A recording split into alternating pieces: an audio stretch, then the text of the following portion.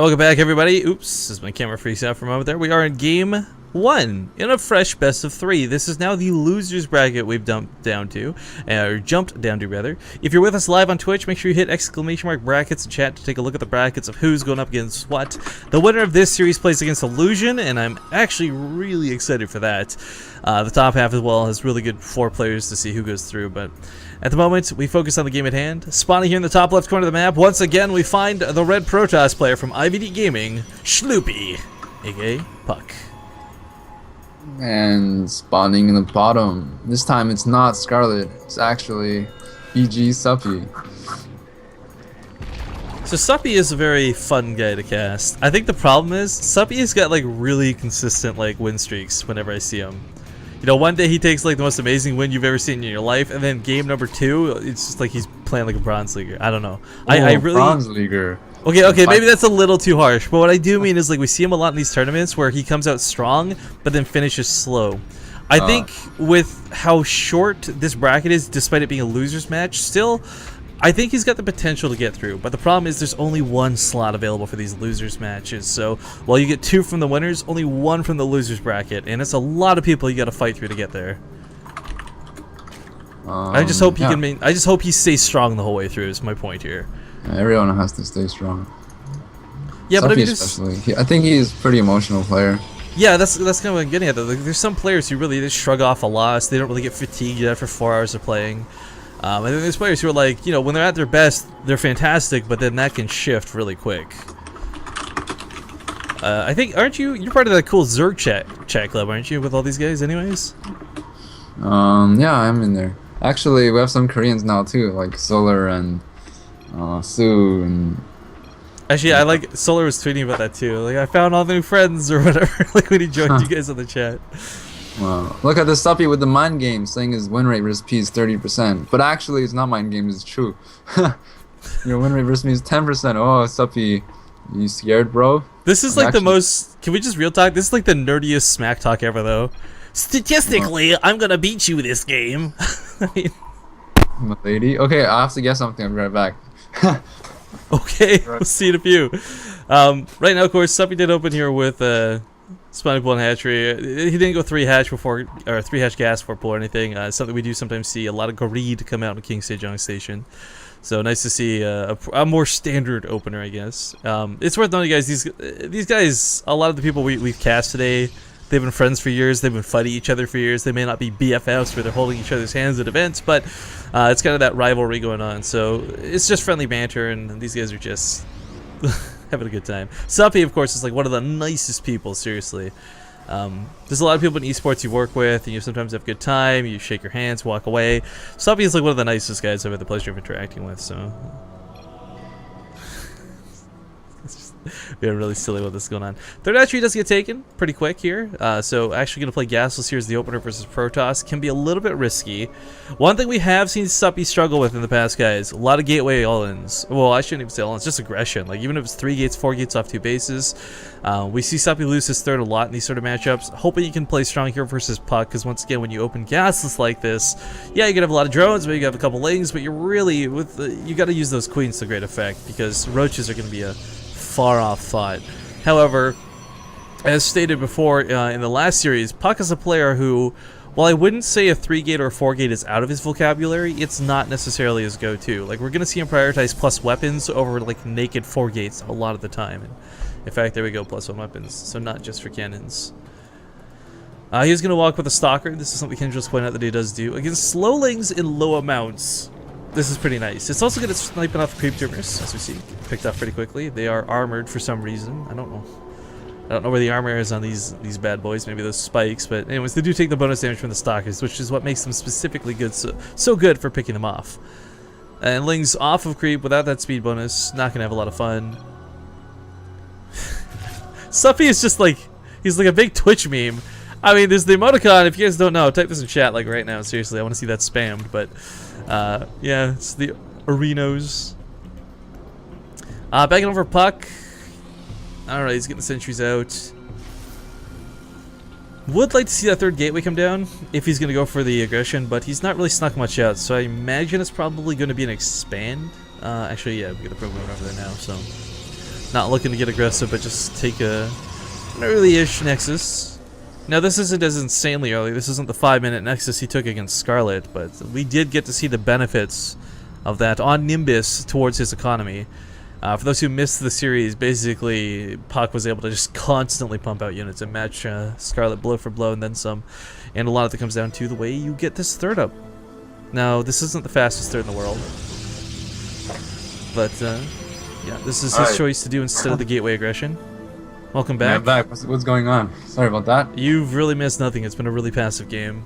Oh, but the third base for Puck is already almost done. So this is, again, really strong.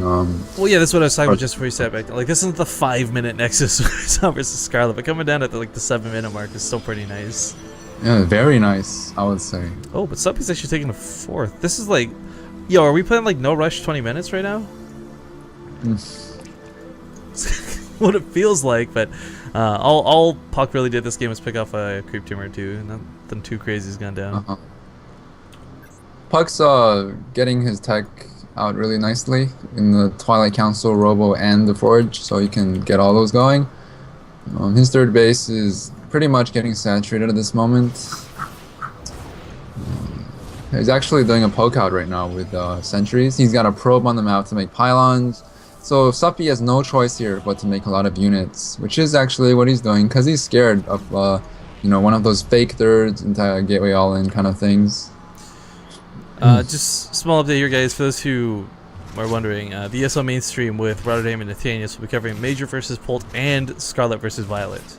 Both of those matches will be on the mainstream. So if you're looking for Scarlet, I don't know when it starts, but that's where it's going to be, 100%. But getting caught out here in the middle of the map is a little bit scary. Force fields might go down. Yeah, that's actually a sick donut, actually. Yeah. Recall, yeah, it's an option. Unless he wants to do it again. But then Yeah, you see, always have this to is... Yeah, this is the thing, though. He's like not chopping into the lings in. He's just forcing everything out, so we just see Suppy disengage. Oh, more force field. But the recall has to happen soon. Oh, there we go. The Observer got recalled, too. Little unfortunate, but not the end of the world. As he does get the sentries out alive, which was the priority there. And all this time, Suppy's been only making Zerglings, so he doesn't have his 4th saturated as he would like, because you don't want to stay on 3-base saturation versus Protoss. Oh, that's immortal! No! Ah! No force fields to save it. He burned them all on the other side of the field. That's really unfortunate. This is what you want to see. And the sentries dying is really good for Suppy. This is huge for Suppy, yeah. Oh, yeah, you can warp in a couple more, but Puck's hardly on a lot of gateways. He's only just now putting down his additional ones. So, like, 5 gates in total to warp off of is not a lot, but looks like he won't break these walls. He could just go for the 3rd. I'm a little surprised we didn't see him focus that, but going for the Forge might get those level 2 weapon upgrades. Will get those level 2 weapon upgrades, and this opens the way for the links into the base. Oh, I'm afraid Puck's gonna lose a lot of his valuable units here. It's not even the, I mean, like, it's not even the units. Like, shutting down level 2 weapon upgrades for someone who's going blink heavy with Stalkers, I think, is like the biggest deal right now because Stalkers, like, this will be Puck moving out in the late game with like level 2 instead of level 3. And well, a level 3 weapon upgrade for a Stalker isn't like a critical upgrade like level 1 versus Lings or something like that for Zealots. It is such an important part to have. Like, there's so many times where you'll see Stalkers barely not volley down one unit. You blink forward. We saw it earlier too, like the Broodlords in Scarlet's game. You know, each of the Broodlords lives with like 5 health. Not the same scenario, but the same example where you won't have that damage. I feel what Puck could have been doing better is hallucinate Scout with Phoenix because he has no vision of Suppy's tech tree at all. That's why he's making Immortals right now because he doesn't know if Suppy's gonna open with the Lings into Mass Roach, let's say, and you want to have Immortals versus that. And obviously, versus what Suppy's doing, I don't think you needed to make the Immortals that early. You know, the other thing too is, despite pushing down that left side of the map, he never saw the creep and he never saw the 4th. So he might think Suppy is still in 3, but Suppy, of course, is on 4 basic economies of Zerg with 74 or 81 drones. Infestors getting a nice fungal right in the center of the sentries. I think the sentries are gonna die. Yeah, especially a little more. Even if they get away, they still have the fungal dot on them is the problem. So my god, they still get fungled when they recall. That's funny. It's the damage still ticking, so they all die before they reappear. That really sucks. Dead in transit. But then again, you don't want to go into the map having no vision of anything. This is why hallucination is free now, because you can scout so good with it. To see where the army is, to see how many bases Zerg has, what kind of tech they're on. I think Puck. Oh, I don't know why I do that. I hate those names. Puck is in such a rough spot, and as you said, a lot of this comes down to the way that Suppy had opened. But what's kind of ironic is Suppy's building into what will work out. Like with ultras coming, suddenly the immortals actually become useful. Yeah, I think Puck just saw the masked links in the start, and then saw the infestors, so he's thinking this has to be the Ultralisk follow-up with the masked queens, that is. Which is why he's preparing to get the Immortals out more, and also more Templars to make either Storm or Archons, both of which are strong versus Ultras and Zerglings. So this is a small detail, but I really like what he's done with the pylons here. This helps wall it off, so you need less force fields. It also will benefit versus the Ultralisks later on, but that is a much later on statement, because Puck, he's going to be fighting around this fourth for a long time. I don't think there's going to be a lot of fights coming down here anymore. And at the same time, Suppy is just being passive. He's getting his own upgrades. He's getting on Ultras in the event that Puck wants to do an attack on creep. The Ultras would just shut that down. He's getting his Greater Spire. And I mean, Suppy's he's making a lot happen with a very small amount of links, and I like this a lot. The pylons for free over here are going to suck a little bit because, well, this won't necessarily supply block Puck. Yeah. Oh, the Templars got peeked back. They're going to die. Oh, they just died.